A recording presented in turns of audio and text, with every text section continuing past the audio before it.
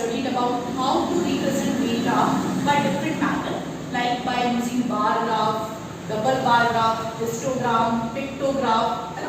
और इसी तरह से आज हम एक नया तरीका सीखेंगे डेटा को रिप्रेजेंट करने का बाय यूजिंग पाई चार्ट और सर्कल ग्राफ। इसे सर्कल ग्राफ भी कहा जाता है और पाई चार्ट या पाई ग्राफ, सारे इसके नाम है। सर्कल ग्राफ, नाम इसका ग्राफ है, सर्कल ग्राफ, बट हमें इसे ग्राफ पेपर पे नहीं ड्रॉ करना होता है, हमें सिंपल एक प्लेन पेपर पे ड्रॉ करना होता है। यहाँ आप देख पा रहे होंगे कि मैंने 3 पाई चार्ट्स बनाए हैं, है ना। लुक एट हियर, ये पाई चार्ट्स होते हैं। Circle graph that means circle से रिलेट होगा, तो देखो हमने सर्कल्स के फॉर्म में बनाया है और ये तीनों ही पाई चार्ट्स हैं, डिफरेंट तरीके के पाई चार्ट्स हैं। अभी क्या डेटा रिप्रेजेंट कर रहा है वो मैं बताऊंगा आपको कि this is according to the time spend by a child in a day.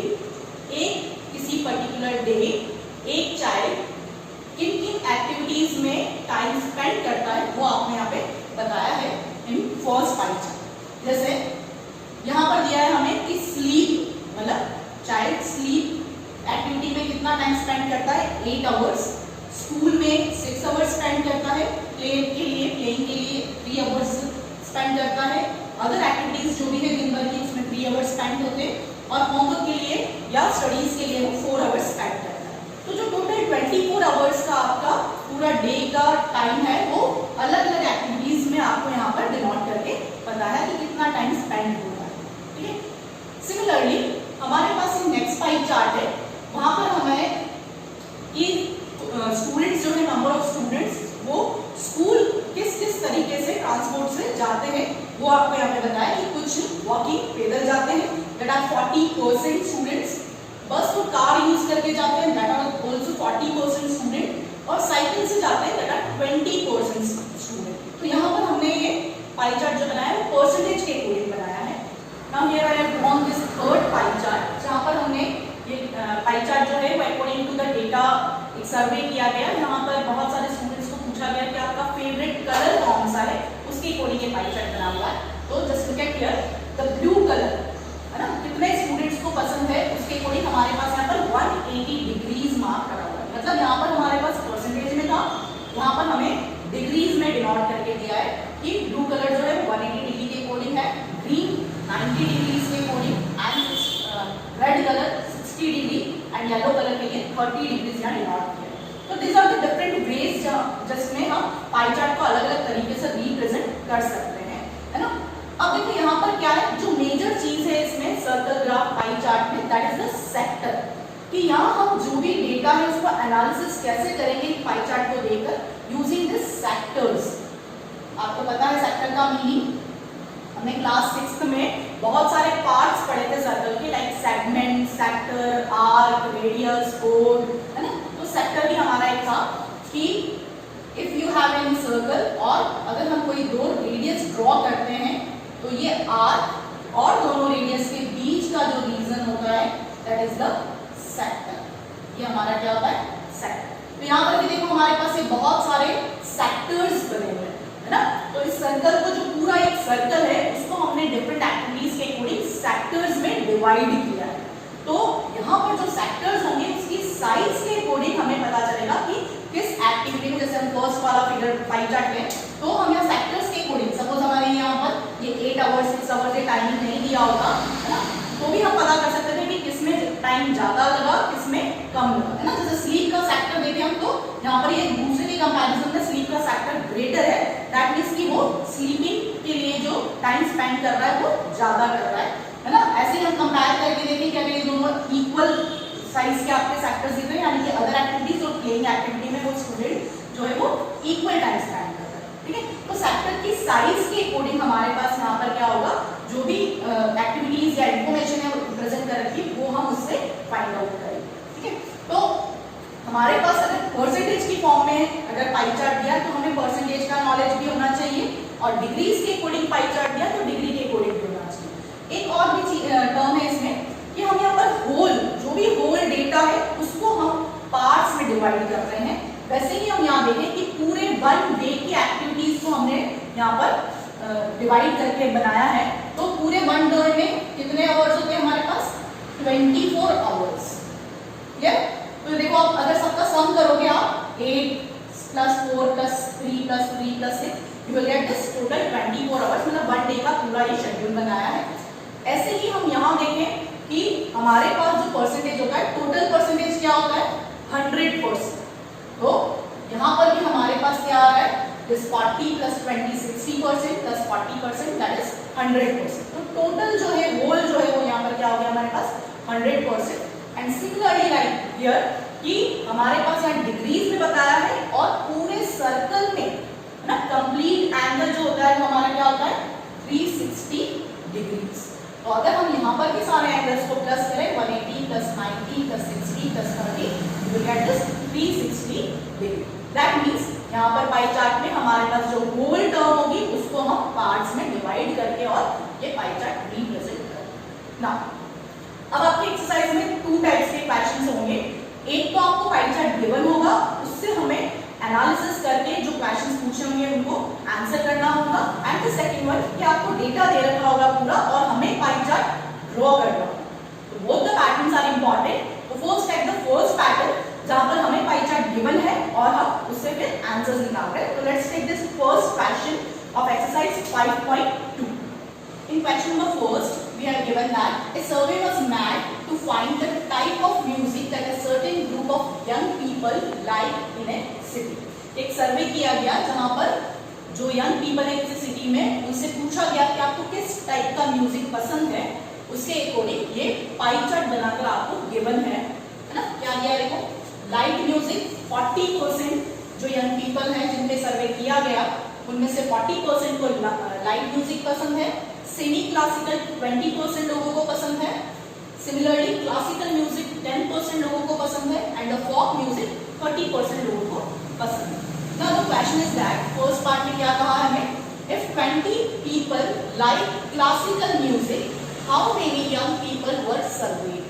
देखो यहाँ पर 10% में दिया है कि 10% पीपल लाइक क्लासिकल म्यूजिक और यही डेटा को आपको यहाँ पर नंबर ऑफ पीपल में दिया है कि जितने भी सर्वे किए थे, जितने भी पीपल पर सर्वे हुआ था उसके अकॉर्डिंग 20 पीपल जो है वो क्लासिकल म्यूजिक को लाइक करते हैं। तो हमें बताना है कि टोटल कितने लोगों पर सर्वे करके ये पाई चार्ट बनाया गया है। ठीक है, तो लेट्स चेक कि जो आपके पास टोटल पीपल है यंग पीपल वो x है। Let the total number of young people surveyed be x। अब देखो यहाँ पर परसेंटेज है तो ऑब्वियसली हमें परसेंटेज वाले चैप्टर का नॉलेज होना चाहिए, है ना। क्या था देखो, क्लासिकल म्यूजिक 10% लोगों को पसंद है ना। 10% किसका? टोटल का, दैट मीन्स x का। दैट मीन्स कि 10% ऑफ x अगर हम फाइंड आउट करें तो क्या आएगा हमारे पास? 20 पीपल। क्लियर? तो अब ये परसेंटेज के अकॉर्डिंग हम कॉमन करें तो 10% दैट मीन्स क्या हो गया, हम इसे लिख सकते हैं 10/100 into x that is equals to 20. Now solve this get cancelled और ये आपके पास 10 डिवाइड में आ रहा है, हम इसे प्रोडक्ट में ले जाए, then we have x equals to 200. That means कि 200 पीपल पर ये आपका सर्वे किया गया। क्लियर? देन नेक्स्ट, अब देखो नेक्स्ट क्वेश्चन बहुत ही इजी है। Which type of music is liked by maximum number of people? कौन सा ऐसा म्यूजिक है जो बहुत ज्यादा लोग पसंद कर रहे हैं? तो हम यहाँ पर बिना किसी कैलकुलेशन के इस पाई चार्ट को देखकर ऑब्जर्व करके पता कर सकते हैं। जैसा कि मैंने आपको स्टार्टिंग में बताया था कि जो भी सेक्टर आपका है उसकी साइज के अकॉर्डिंग पता कर सकते हैं कौन मैक्सिमम है और कौन मिनिमम है। तो अगर हम यहाँ देखें तो देखो आपके पास साइज के अकॉर्डिंग भी पता चल रहा है, परसेंटेज यहाँ पर मार्क करके दिया है, तो जहाँ सबसे ज्यादा परसेंटेज है वही म्यूजिक क्या होगा, मैक्सिमम लोग पसंद कर रहे हैं। तो here it is light music के लिए हमें दिया है 40%। दैट मीन्स कि लाइट म्यूजिक जो है वो मैक्सिमम पीपल पसंद करते हैं। तो सेकंड का आंसर हम बिना कैलकुलेशन के सिर्फ ऑब्जर्वेशन से फाइंड आउट कर सकते हैं कि लाइट म्यूजिक।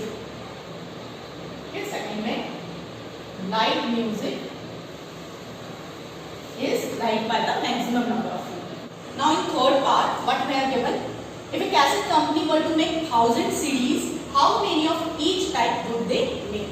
अगर किसी कैसेट कंपनी को 1000 CDs का प्रोडक्शन करना है तो कितने कितने हर म्यूजिक के अकॉर्डिंग वो बनाएगी CDs, ये आपको पूछा है। तो अकॉर्डिंग टू द डेटा जो म्यूजिक ज्यादा लोग पसंद कर रहे हैं CDs भी उसकी ज्यादा होनी चाहिए। तो उसके अकॉर्डिंग अगर हम देखें कि जैसे लाइट म्यूजिक 40% लोगों को पसंद है तो 1000 का भी 40% जो होगा कितनी CDs लाइट म्यूजिक की होनी चाहिए। सिमिलरली अगर हम देखें कि क्लासिकल म्यूजिक 20% लोगों को पसंद है तो जो टोटल CDs का प्रोडक्शन है उसमें भी 20% जो है वो सेमी क्लासिकल म्यूजिक की CDs बनानी चाहिए। तो उसके अकॉर्डिंग अगर हम देखें कि number of CDs of light music, कि लाइट म्यूजिक की कितनी CDs बनानी होगी हमें। सो दिस इज 40%, तो 40% ऑफ 1000, ये 1000 CDs पूरी टोटल है उसका 40% लाइट म्यूजिक का होना चाहिए। That means 40/100 into 1000। Now you can get this 400 CDs। ठीक, 400 CDs जो है वो लाइट म्यूजिक की होगी। ऐसे ही हम सारे का निकाल सकते हैं कि सेमी क्लासिकल के लिए देखें तो सेमी क्लासिकल का परसेंटेज है 20%। सो 20% ऑफ 1000, अगर आप सॉल्व करोगे इसे this will be 200। Similarly for the classical music it is 10% of 1000। तो अगर इसे सॉल्व करें हम you will get 100। And last one folk music, तो अगर हम फोक म्यूजिक के हिसाब से देखें तो 30% ऑफ 1000, दैट मीन्स 300 CDs हमें उस कैसेट कंपनी को बनाना है। तो देखो इसका अगर हम टोटल भी करें 400 प्लस 200 600 700 एंड दिस इज 1000। तो टोटल हमारे पास ये 1000 CDs का प्रोडक्शन दिस इज अकॉर्डिंग करना है वो आपके पास आ जाएगा। Is it clear? तो जब भी हमें परसेंटेज के अकॉर्डिंग दे रखा है पाई चार्ट में तो हमें परसेंटेज कैसे फाइंड आउट करना होता है, क्या क्या टर्म्स परसेंटेज के होती है वो पता होना चाहिए और उसके अकॉर्डिंग हम यहाँ पर ये पूरा क्वेश्चन इजीली सॉल्व कर सकते हैं। Now let's take another example, another question of this exercise, that is question number 4, जहाँ पे हमें डिग्रीज में दे रखा है ना, तो उससे हम कैसे डेटा इंटरप्रेट करेंगे वो देखते हैं। Now in question number 4 we have given this pie chart which is according to the marks obtained by a student in different subjects like maths, English, Hindi, Science and SST। और आपको यहाँ पर degrees के according ये pie chart दिया है। And the total marks obtained by students were 540।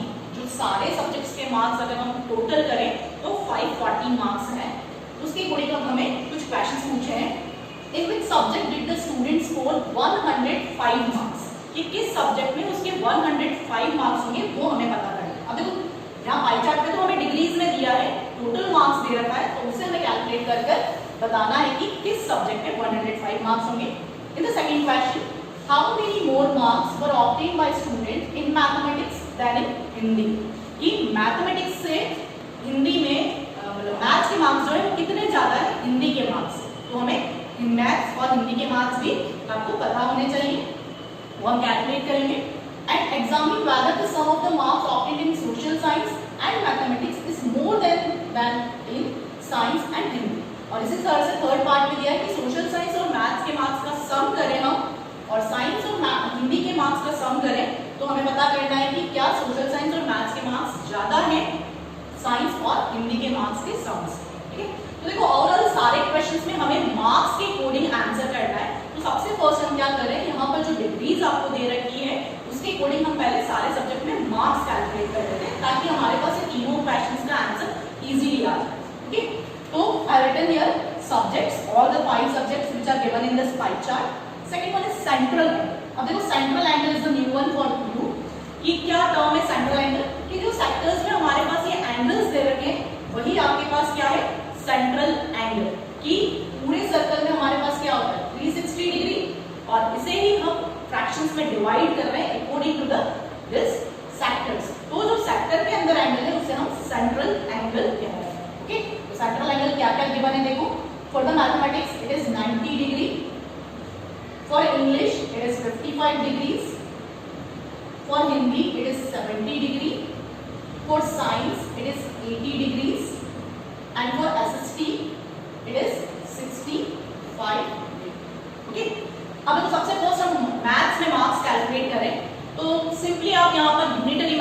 According चल सकते हो। क्या है यूनिटरी मेथड कि अगर हम यहाँ देखें कि पूरा सर्कल जो है वो क्या रिप्रेजेंट करेगा, टोटल है ना, होल पार्ट।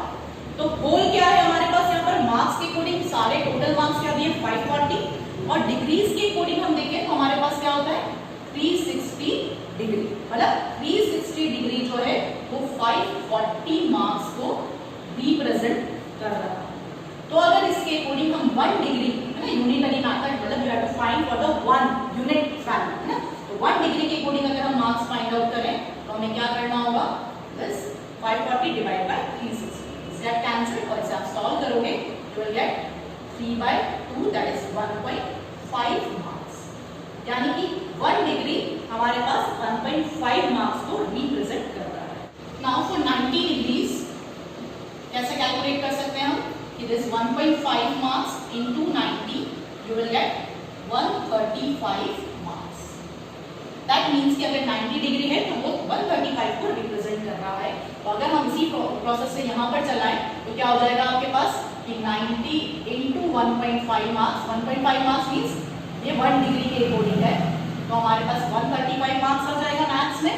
इंग्लिश में देखें हम तो this is 55 degrees into 1.5 that is 82.5 marks, then 70 degrees in Hindi you will get 105 marks times this is 80 into 1.5 marks that is 120 marks, and last for the social science so 65 into 1.5 marks you will get 97.5 marks।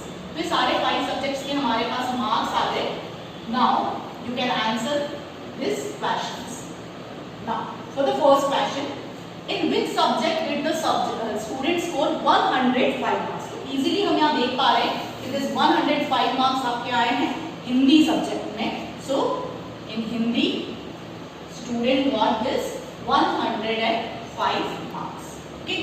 Similarly अब देखो second part में देखें अगर हम तो second part में क्या पूछा है, how many more marks were obtained by student in maths than in Hindi, मतलब कितने ज्यादा मार्क्स हैं। तो ऑब्वियसली कि दोनों के मार्क्स को हम सब्ट्रैक्ट करेंगे तो हमारे पास ये वैल्यू आ जाएगी।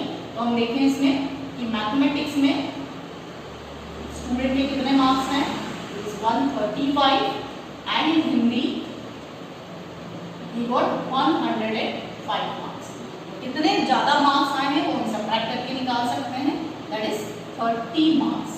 दैट मींस मैथ्स में उसके 30 मार्क्स ज्यादा है Hindi subjects. Okay, now for the last part, अब देखो लास्ट पार्ट में क्या पूछा है हमें, लास्ट पार्ट में हमें दो सब्जेक्ट्स के सम के अकॉर्डिंग पूछा है कि examine whether the sum of marks obtained in social science and mathematics is more than in science and Hindi. तो पहले हम सम करके देखें कि सोशल साइंस और मैथ्स के जो मार्क्स हैं उनका सम क्या आ रहा है। देखो सोशल साइंस में हमारे पास आ रहे हैं 97.5 and in mathematics we have 135। ठीक, now sum of this is 0.5 रहेगा आपके पास, इस 7 and 5 is 12, this is 9 and 4 is 13 and 232.5 marks। Similarly अगर हम यहाँ पर साइंस और हिंदी के मार्क्स देखें तो साइंस के मार्क्स प्लस हिंदी के मार्क्स, देखो साइंस के मार्क्स कहाँ है 120 marks in science subject and in Hindi he got 105 marks. Adding this you will get 225 marks. Clear? Now अब हमें पूछा है कि examine whether the sum of the marks is more, है ना, कि इस दोनों में इसके मार्क्स ज्यादा है या आपको सिर्फ चेक करना है कितने ज्यादा है वो नहीं पूछा है। तो सिंपली हम देख पा रहे हैं कि science plus math, social science plus maths के मार्क्स हमारे पास 232.5 है और साइंस और हिंदी के मार्क्स का सम जो है वो 225 है। तो ऑब्वियसली ये आपके पास ज्यादा है। So you have to write yes the marks of sum of the marks of social science and maths is more than science and Hindi. Okay, तो ये पूरा आपका क्वेश्चन यहाँ पर कंप्लीट हो गया। और जो बीच में आपके फर्स्ट और सेकंड क्वेश्चन है उसमें हमें पाई चार्ट बनाना है according to the given data in the question. तो वो हम नेक्स्ट वीडियो में पढ़ेंगे क्योंकि उसके लिए पूरा एक प्रोसेस होगा और बहुत ही इंपॉर्टेंट होता है पाई चार्ट बनाना, है ना, कि कैसे हम उसको ड्रॉ करेंगे, कैसे हम उसमें डिग्रीज फिलअप करेंगे, है ना, कैसे बनाना है। So wait for my next video for the drawing of pie chart. Till then